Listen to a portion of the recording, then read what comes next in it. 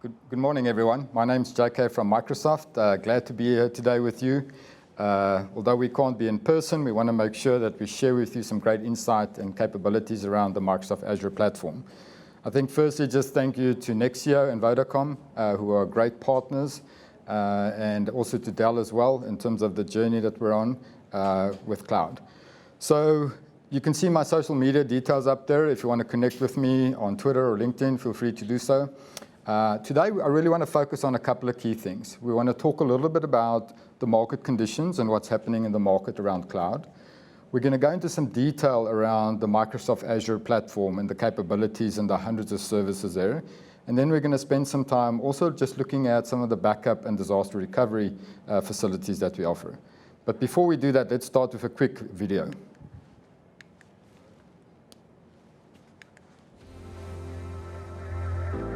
The cloud presents an opportunity for every organization to embrace digital transformation. But innovating in a complex landscape presents many challenges.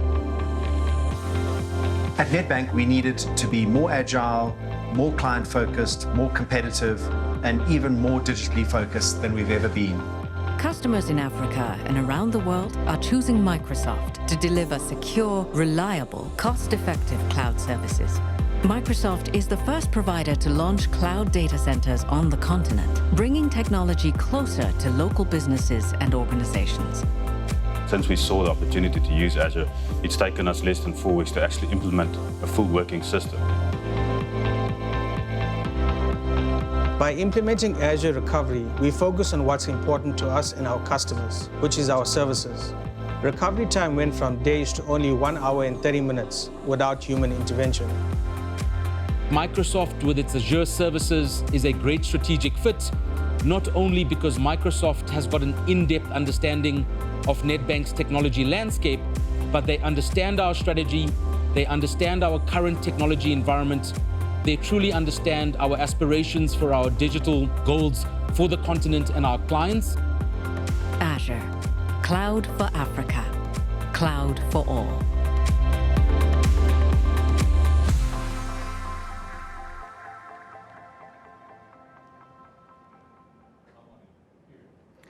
So in the video, you could see some great examples of customers that are gaining benefit from Azure and the services available, Nedbank and some of the others which we'll go into detail in later on.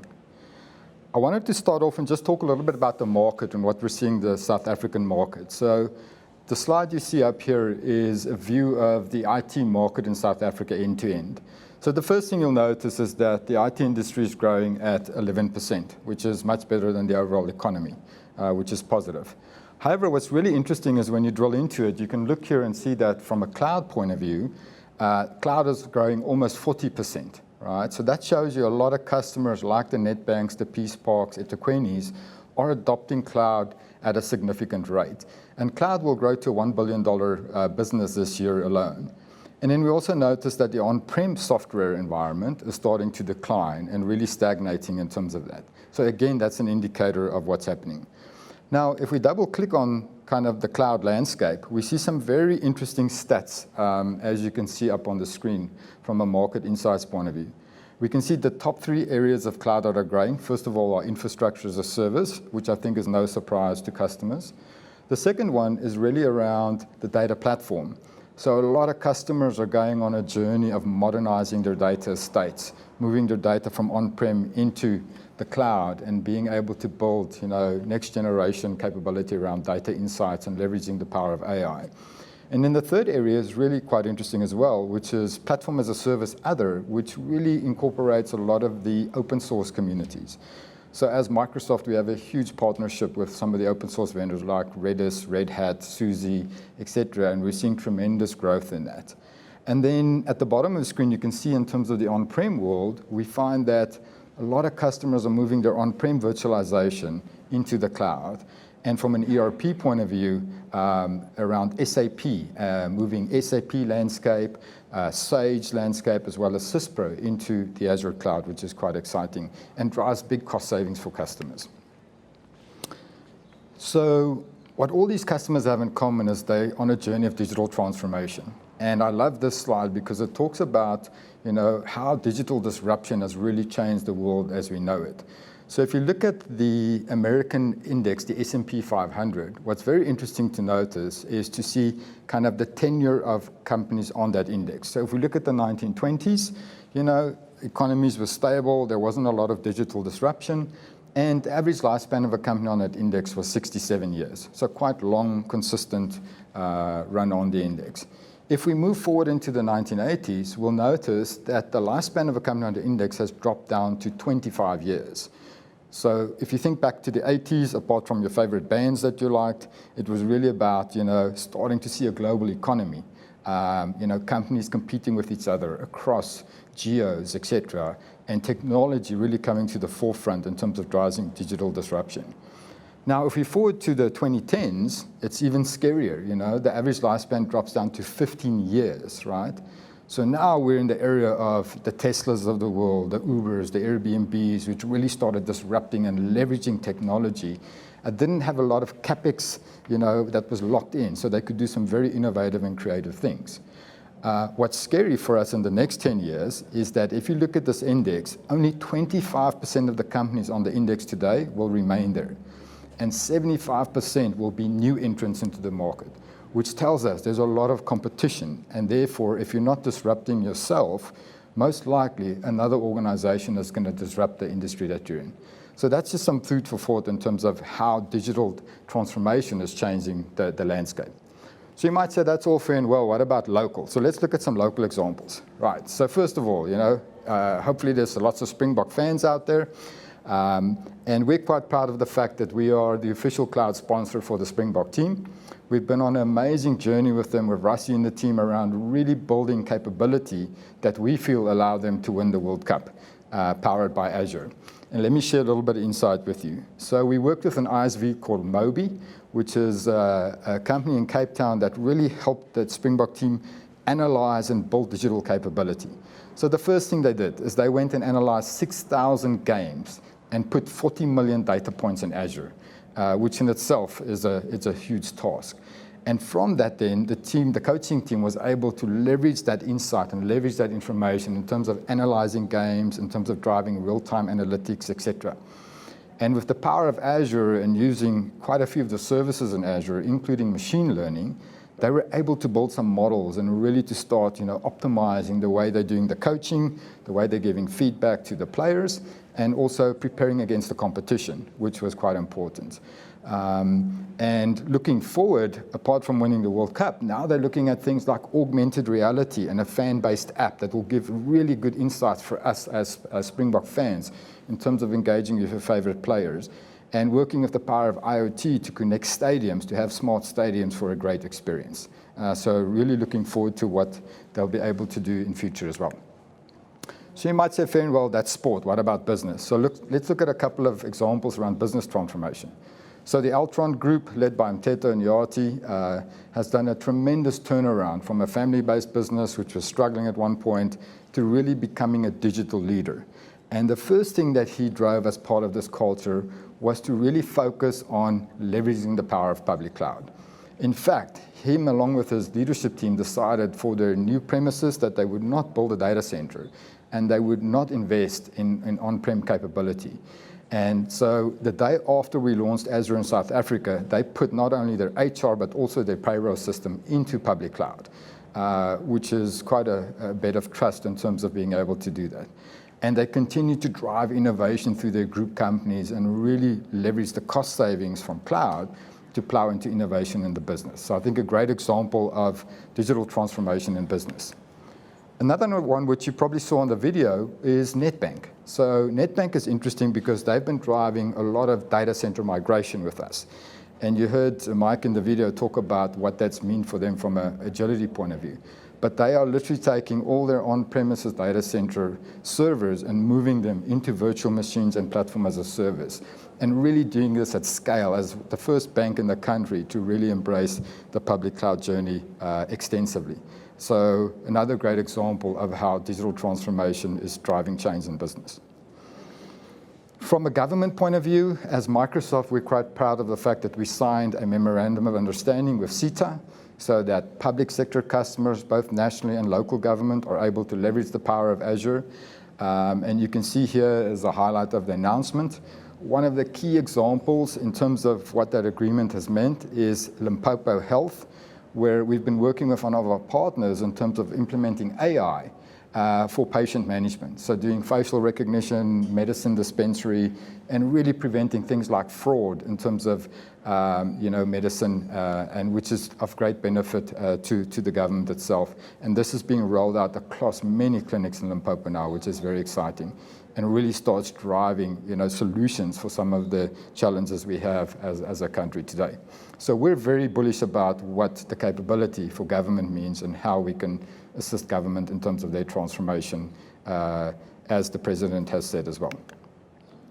One last example maybe before we go into some detail around Azure is we recently announced that Standard Bank has decided, together with Microsoft and SAP, to move their on-prem SAP into Azure and to run this at mission-critical scale.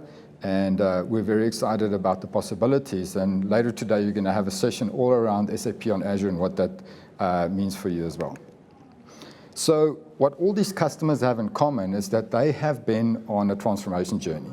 And we really feel there are three key areas that you need to focus on in terms of that. The first is an enablement, making sure that you have the right team, the right skills, the right partnerships in place, and that you're also training not just your IT staff, but your employees as well in terms of being able to embrace and leverage cloud. The second is making sure that you have a strong migration path or a business plan that maps out how you're going to drive cost savings, how you're going to drive optimization, and ultimately, how you're going to achieve the migration journey. And then the third area is really around innovation and making sure that you are, as you build next generation capability, whether it's applications or services, that you're leveraging the power of cloud and the hundreds of services available in Azure today. And so let's go into some detail around what that means. So first of all, it's been a year since we've opened our data centers in South Africa. We're very proud of the fact that we're the first hyperscaler to be on the continent, and you can see the two dots there at the southern point of Africa. Those are our two data centers in Joburg and Cape Town. However, what's important to note is that this forms part of a region of 54 data center regions across the globe and gives you interconnectivity between all of these. So whether you're a local customer only interested in connecting locally, or if you're an international company, you have the choice to put your data and your services in different data centers across the globe. So it really gives you the power of scale. Not only that, but we are very focused on compliance. And it's important, to make sure that you're fully compliant in terms of your journey to the cloud. Apart from Azure, we've also announced Office 365. So later today, you're going to have a session on Office 365. But Office 365 is running out of the local data centers. And we're in final plans to make sure we can also bring the power of Dynamics 365 to the local data centers.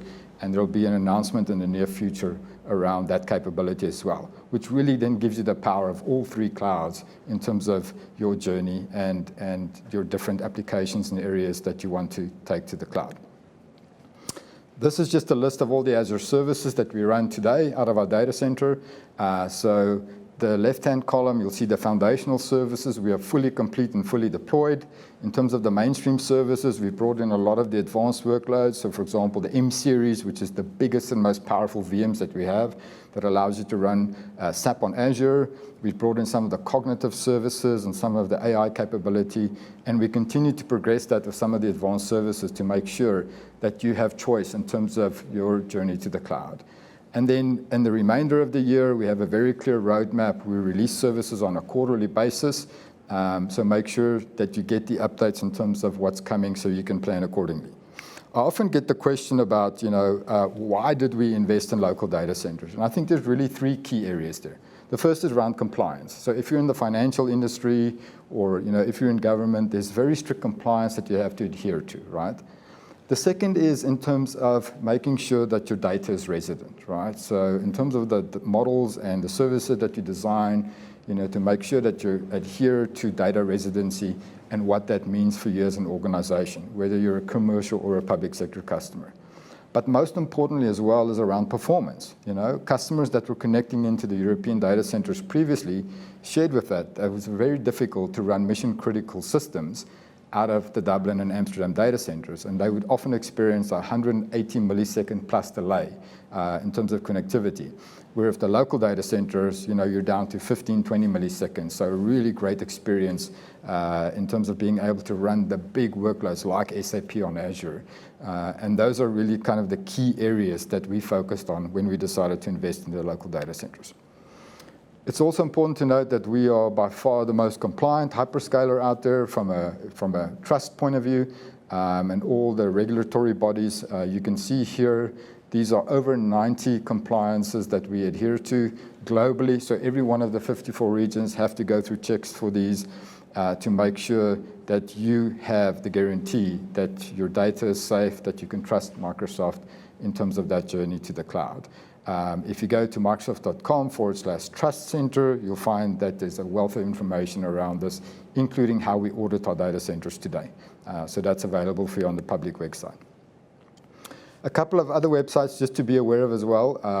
So as we release new services and capability for Azure, apart from the hundreds that are there already, if you go to azure.com/updates, it will show you a roadmap of everything that we're working on that's in private preview, etc., as we develop our R&D around our products and services. And the other one is if you want to see which services are running specifically for the Africa region, you can go to azure.com/products by region, and it'll show you a nice view of that table I showed you earlier, where it shows you exactly what services are currently available and what's coming in terms of the coming quarters.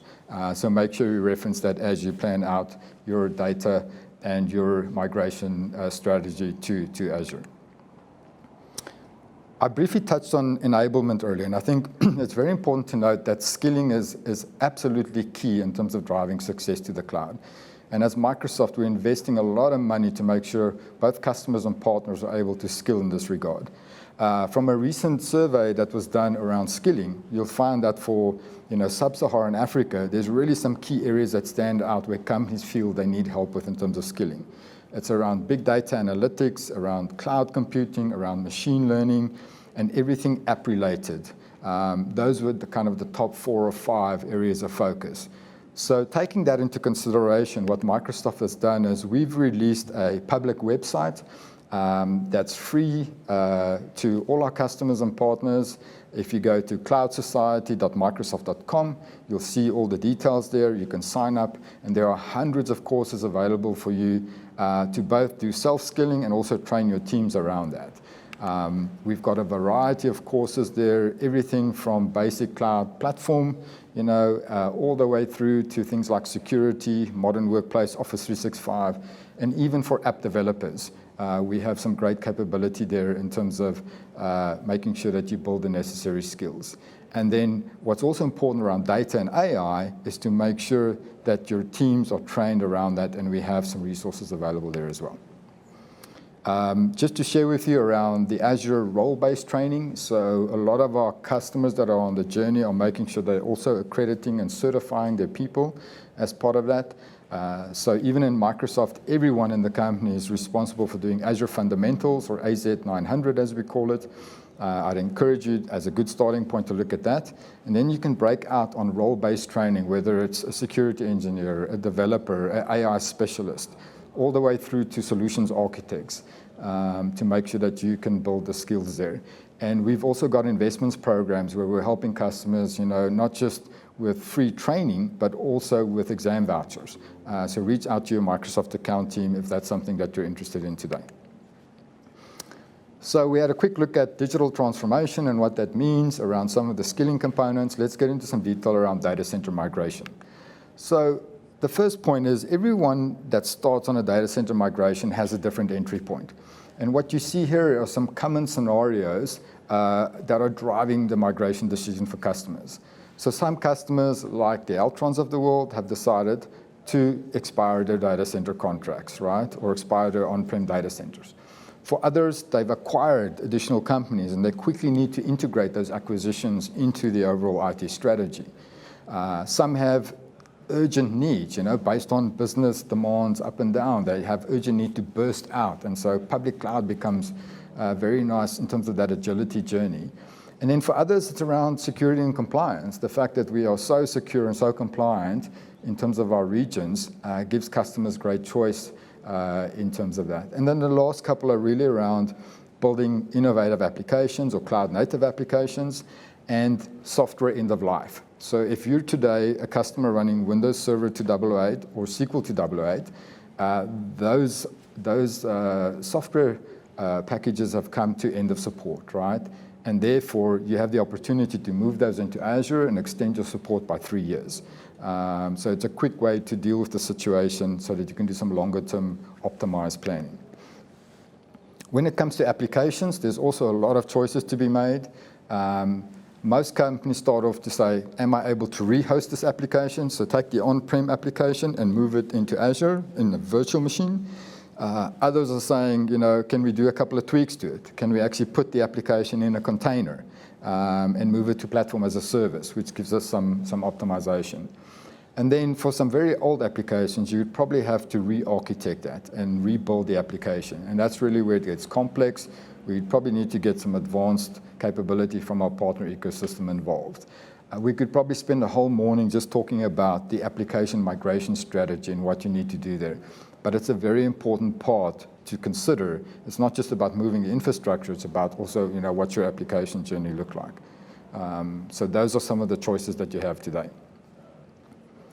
Right, from a platform point of view, there are a lot of different capabilities. You saw the list of services. Let's go into a little bit more detail around what that looks like. And the first question I get from customers often is, what does this hyperscale environment look like? And to kind of represent this visually, I think this is kind of a nice slide that will show you kind of end to end. So it starts with the underlying hardware infrastructure, which we source from our partners like Dell, et cetera, and build these at very large scale, right? And then it's about the compute, storage, and networking capability that sits behind there. So software-defined networking, express route, et cetera. From a storage point of view, all the different choices you have. But where it gets really exciting is once we go beyond the infrastructure layer around the hundreds of services and the platform capabilities. If we look at analytics and IoT, the power of using things like machine learning out of the box, data factory, some of the mobile components. There are so many different things that you can look at. In terms of the data context, being able to leverage whether it's SQL Server, MongoDB, MariaDB, whatever your choice is in terms of database infrastructure, you have an endless list of capabilities there. And then to build the integration and some of the media services component on top of that is where it really gets exciting, where you can drive innovation in terms of your organization. From a developer experience point of view, we've made huge investments. Apart from Visual Studio Online, with the acquisition of GitHub, we have a wealth of open source libraries and codes available for everyone. And then we wrap all of this together with very strong security and management capability and the operational capability. So we have things like Azure Cost Management that allows you to manage your costs and your spend month to month in terms of cloud. Some of the strong security capability, which I'll go into detail on, things like Sentinel, Microsoft Security Center, that really gives you a great hybrid experience, not just in terms of the cloud itself, but also in your on-prem environment. So you can see there's a huge variety of services that are there for you today. From a storage point of view, maybe just to briefly touch on some of the things there. So you have access both to standard and premium storage for your VMs. So obviously for the high-performing VMs, we have premium storage, which gives you faster SSD drive capability. From an object storage point of view, making sure we can do things like blob storage, do things like backup. So when we talk about backup and recovery later, this is one of the key areas that we look at around object storage. And then some old applications still require like a file share access. So having file storage and proper file share access for legacy apps, et cetera, is one of the key things as well. And then as customers drive their migration to the journey and move their data, it's also about transporting the data, how to import and export the data, and some of the capabilities that we have around that today is very exciting to help you in terms of replication, file sync, etc. So there's a wealth of things to look at, and I'd encourage you to go into the Azure portal and go read up on this before you make some of the key decisions around your storage needs. If we look at the computing capability, we have everything from entry-level VMs all the way through to the most advanced, most optimized VMs built by our partners. So one of the things that's very exciting is the purpose-built capability that we have with the likes of SAP, NetApp, SUSE, lots of our partners in the ecosystem to make sure as a customer you can literally select that and get a fully optimized, best performing workload for your environment. We continue to also roll out some of the additional VM types in the local data center, so a huge variety of selection for you as far as that's concerned. As part of your journey to the cloud, it's also important to look at your network environment and to make some key decisions around network. The worst thing you can do as a customer today is use your existing network as it is and try to have a great cloud experience. You need to look at things like software-defined networking, and leverage some of the capability that our networking partners have built around caching and acceleration. So it's important to work with your networking team to look at virtual firewalls, virtual routers, and also not just on-prem, but as you connect via your carrier into the internet. To help you with some of that decision-making, these are kind of the 4 journeys that we see customers go on when they start looking at Azure. So the first is just literally using your internet connection to connect into Azure, right? Using public-facing IPs, etc. It's very quick to set this up based on current connectivity. Then, as customers mature, we see them going down the different paths, and most customers are ending up at what we call the express route connectivity. And this is where our partners, Nexio and Vodacom, are very strong in terms of helping you with some of these decisions, but making sure you've got private connectivity into the Azure space and the Office 365 space so that you can run your mission-critical workloads, encrypted, secure, and also get quality of service along the way. The Azure Marketplace is something that is also very important in terms of your journey. If you think of it as the App Store equivalent, so today on your mobile phone, if you go to the iOS or Android App Store, you have a selection of apps you can download. The Azure Marketplace works in the same principle. So whether you're looking for an operating system, a database, or some storage and backup capability, we worked with key partners across the globe to make sure that you have a great experience. So for example, if you're designing a software-defined network, you can go and look at Cisco, Citrix, Barracuda, Palo Alto. They all have solutions in the marketplace that you can literally click and download and consume in your environment, and that really helps you accelerate your journey to the cloud. Apart from that as well, in terms of open source, we actively working on our open source partnerships to make sure you have a great experience and a great selection of open source partners. One example maybe is if we look at infrastructure, if you download a Red Hat image from the marketplace and you use it in your environment, and let's say you run into a problem and you log a service request, what's so good about the relationship that we have in place is that you actually speak to a Red Hat engineer in the back end. It's not a Microsoft engineer, it's actually a Red Hat engineer. So you're getting that first line support that you deserve in terms of your open source journey. And we're quite proud of the investments and the partnerships that we've got in place that will help you and give you choice. What's interesting about our local data centers as well in terms of Azure is we run more open source workloads than we do Windows workloads today. So it shows you, how customers are taking advantage of these partnerships in terms of their migration journey. What's very important for enterprise customers is that you have the required service levels and the connectivity that you can share back with business. So it starts, so we have a comprehensive SLA in place, whether it's a single VM that you run where you get 3 nines uptime out of the box, all the way through to the most advanced interconnected region capability. And depending on the high availability config that you choose, your availability increases. So if you're looking at doing things like availability sets, having multiple sets within a data center, we have that option for you today. If you look at availability zones and being able to spread your risk across multiple regions, we also have that capability today. So you really have the power of choice in terms of making sure that you can provide high uptime, high quality experience to your customer base, as well as your internal organization. Security is a key area for us. We make a huge amount of investment in terms of security annually, $1 billion of investment to make sure that you have a secure experience. If we look at the news today in terms of so many customers are being exposed, and there are cybersecurity crime syndicates across the globe. So it's a very important part of your journey to the cloud. And I want to share with you a little bit of insight just in terms of what we're doing around security.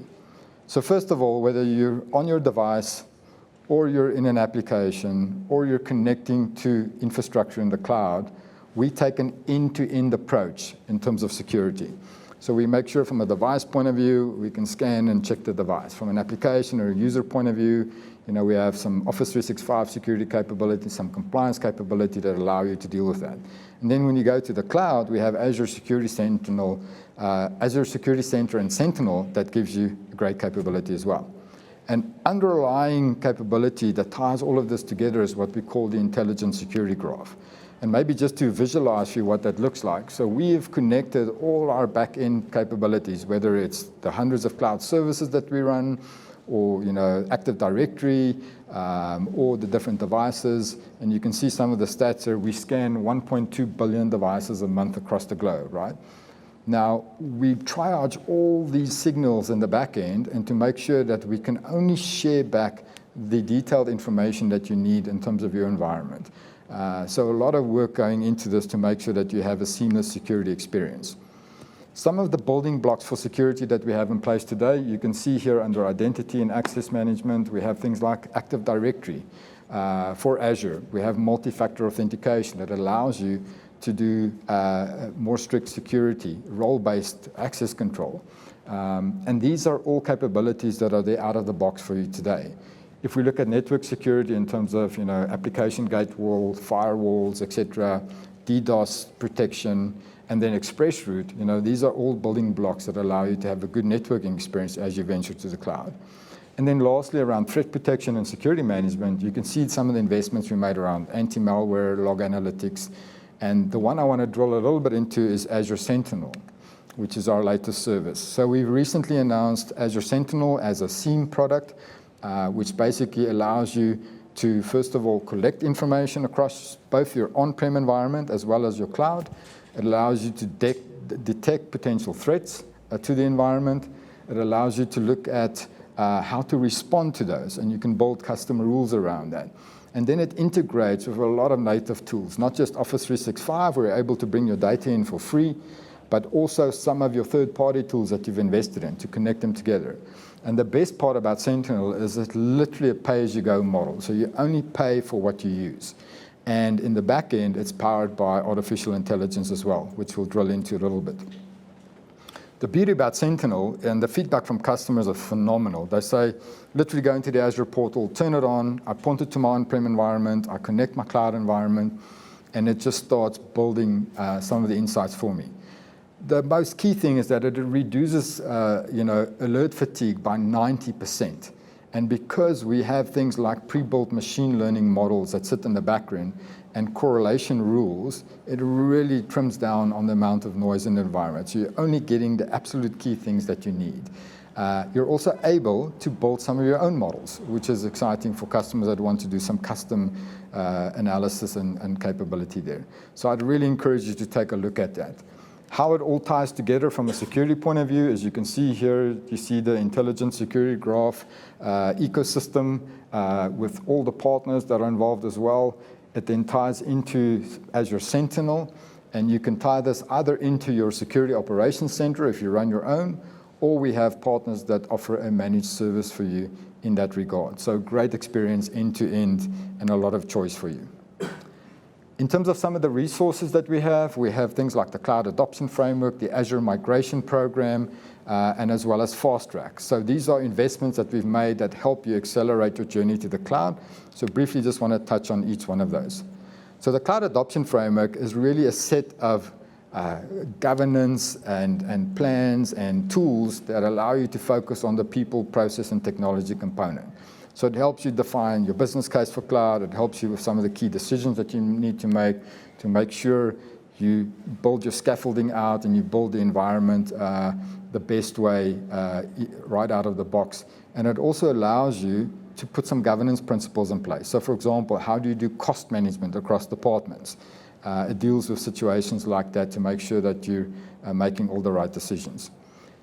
The Azure Migrate is then a tool set that sits behind this that allows you to then do things like migration. So it allows you to take on-prem machines and migrate them to VMs in the cloud.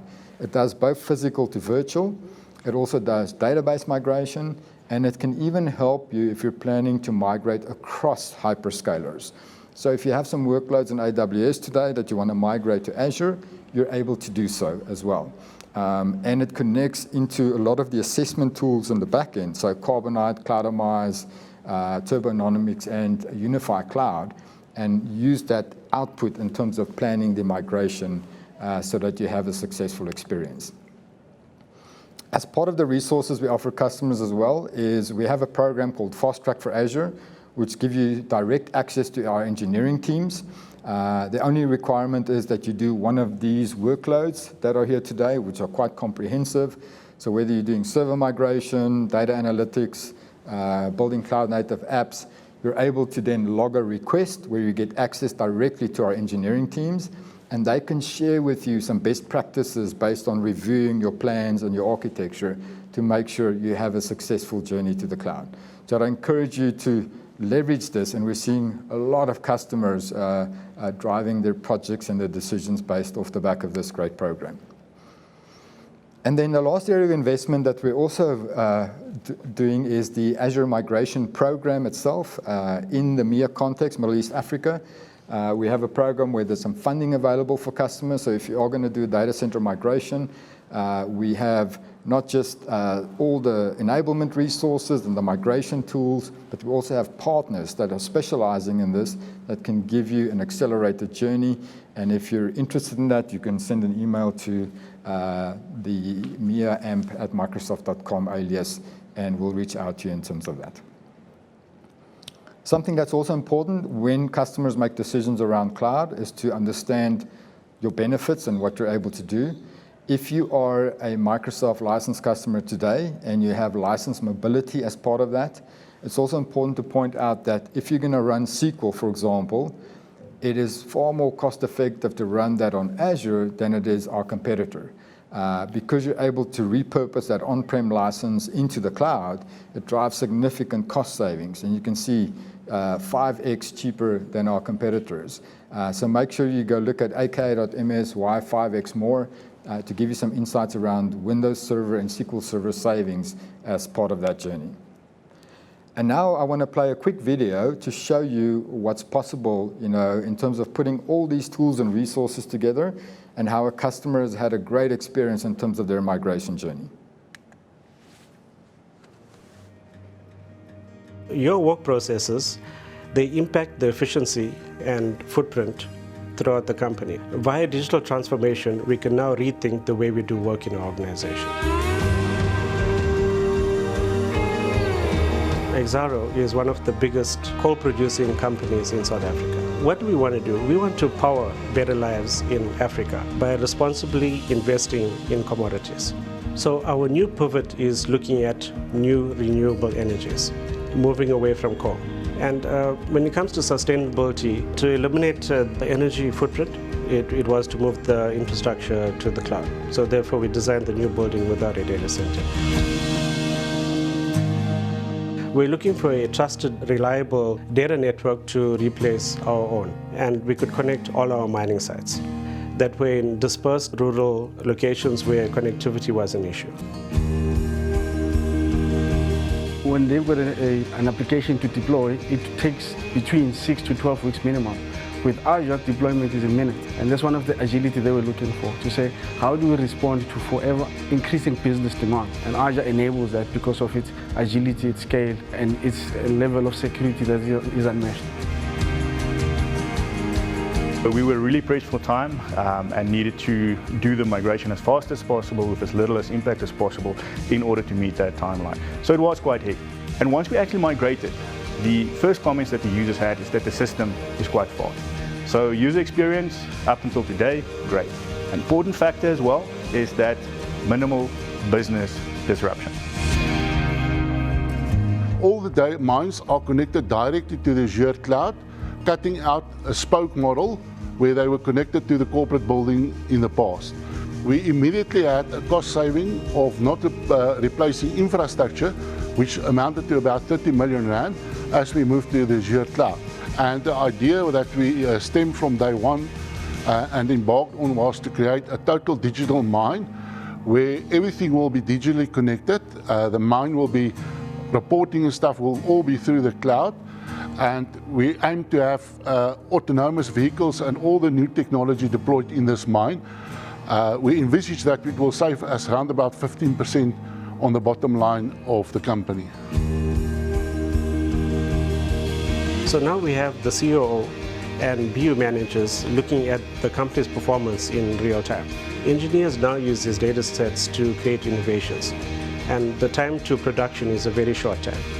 So for normally a project that would take 6 months, we now do it 3 weeks end-to-end using agile methodology. We don't have to worry about supporting the infrastructure anymore. We now focus our attention on creating ideas, improving efficiency, and reducing the energy footprint, rather than keeping the lights on. Microsoft now keeps the lights on for Exaro.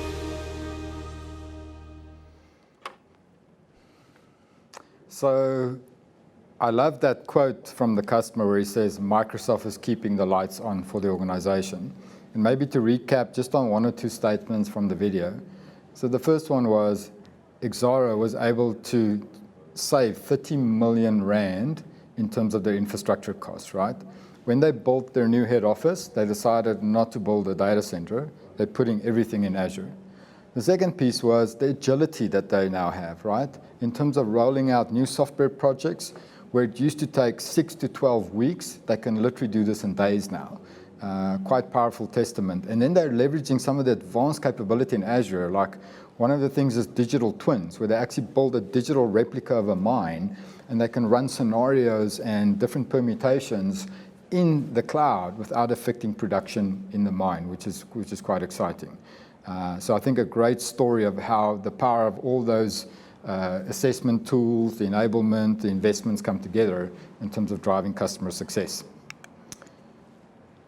So in closing off just on our data center migration, one of the key investments that we're making at the moment as well is in a capability called Azure Arc. And Azure Arc is really going to allow you to connect these different environments together, whether you have these remote locations like the Exaro example where there's a mine very far remotely, and using some of the capability around Azure Stack Edge and some of the detail that Ian from Dell is going to talk to you about in terms of the partnership that we're driving with them, all the way through to your on-premise environment, in your corporate head office, and then if you have a multi-cloud environment. So the beauty about Arc, you can even connect AWS and Azure environments together and have a seamless experience in that. So some really powerful capability, and some of the customers doing early adopter testing, the feedback's been very positive on that. So consider that as you look at your environment and the different choices you need to make across your hybrid area of operations. So with that, that concludes our section around data center migration. I hope you found a lot of value out of that, and definitely there are some great resources for you today to leverage. Let's switch gears now, and in the last few minutes talk about how do you go about protecting your environment, and what are some of the things you can do with Azure Backup and some of the disaster recovery components that we have as well. So I think the first thing to highlight just from a DR as a service point of view is that if you look at the Gartner research and the Gartner Magic Quadrant, Microsoft is a leader in this space, and a lot of customers don't know that. So we've made huge investments in R&D and working through some of our partnerships, both with the hardware and software vendors, to make sure that we really bring mission-critical capability to this space. And the IDC recently released a great reference study that basically went and looked at customers that were early adopters of Azure Backup and Site Recovery, and what the impact was on their business. And I'd encourage you to go to my LinkedIn profile and download the actual document and read it, because there's some fascinating information in there.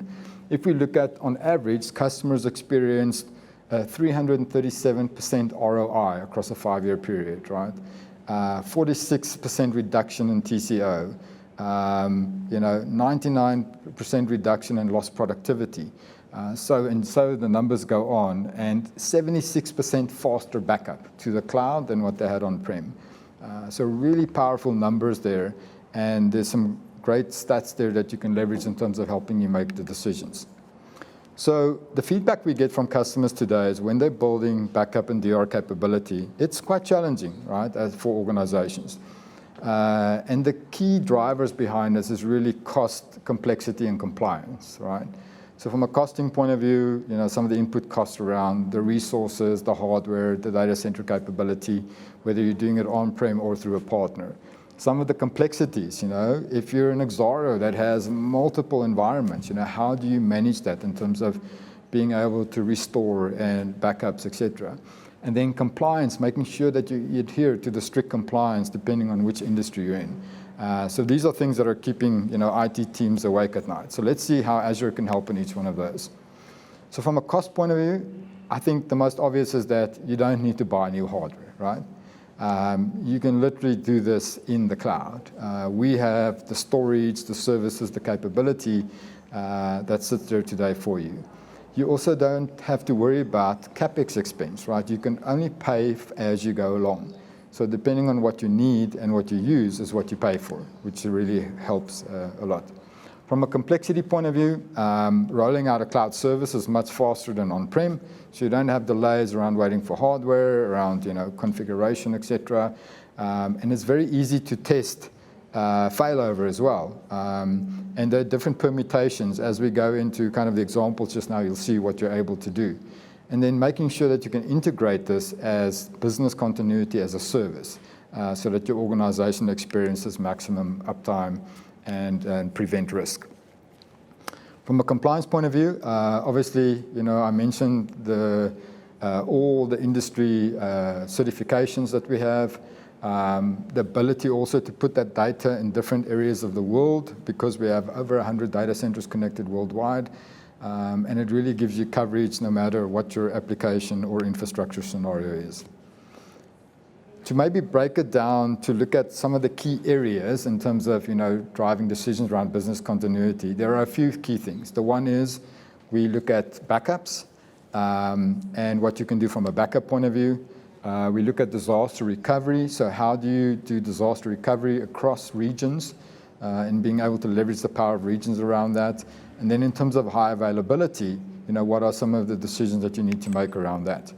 So the first is, if we look at, I mentioned availability sets earlier, where you're able to, within a data center, create redundancy for your availability sets and your VMs that are running today.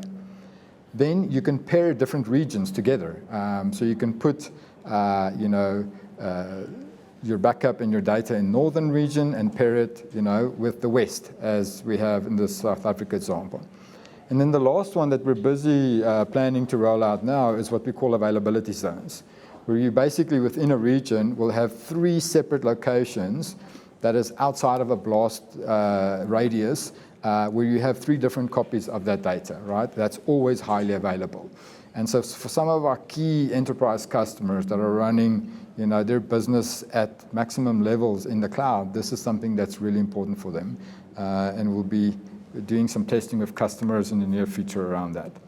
And the idea around availability zones is really that, if you have one of the zones go down, you actually have 2 additional copies out there that are physically separated from a power, network, and application point of view. So it really gives you that highly available scenario to help you protect your data and your business as well. So if we look at just quickly how basically we'd put this into practice based on some of the backup and site replication capability, I think it's best to take a scenario. If we take an environment where, let's say, we run like a 3-tier application, we've got an on-prem facility sitting in Joburg, we're running it on a hypervisor, we've got a database, and we've got an Apache front end for the web tier. We can very easily replicate that environment in the cloud, right? So you can take your on-prem environment and then you can build the equivalent in Azure. So let's say in this case we choose to go to ZA North, which is the Joburg data center. We can then go and build an exact replica of that environment in the public cloud, right? Continue to run on-prem. Let's say we experience a failure where we have a critical failure at the web layer. If we're not able to recover that, we can seamlessly switch over to the public cloud. So now instead of running it on-prem, we're actually running this in the Azure environment, right? That's the one scenario. The other scenario that we have is, let's say you build the environment in Azure today in one region.